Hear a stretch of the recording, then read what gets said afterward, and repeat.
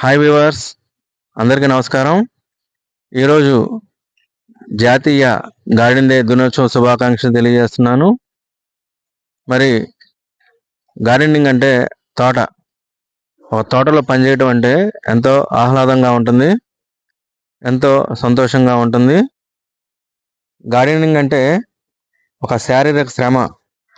అంటే మనం ఎక్కడో వాకింగ్కి, జాగింగ్కి, ఎక్సర్సైజ్కి ఎన్ని చేయాల్సిన పని లేదు.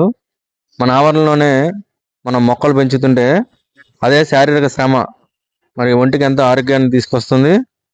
అలాగే మనం కూరగాయలకి వాటికి వీటికి ఎక్కడికి వెళ్ళాల్సిన పని ఉండదు. మన ఆవరణలోనే మనకి ఆర్గానిక్గా అన్నీ పండుతూ ఉంటాయి.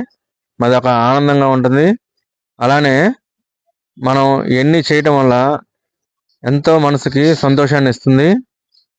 అలాగే శారీరక శ్రమ వల్ల ఆరోగ్యం కూడా ఎంతో బాగుపడుతుంది.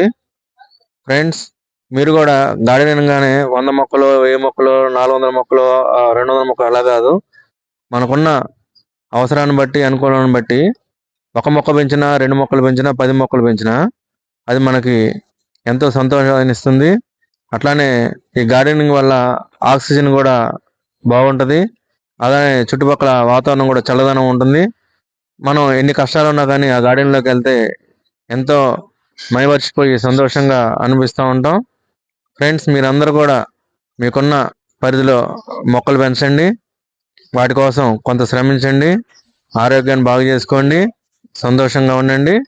ఫ్రెండ్స్, మీకు ఈ వీడియో నచ్చినట్లయితే ఒక లైక్ చేయండి, షేర్ చేయండి, సబ్స్క్రైబ్ చేయండి. మళ్ళీ ఇంకొక వీడియోతో కలుద్దాం.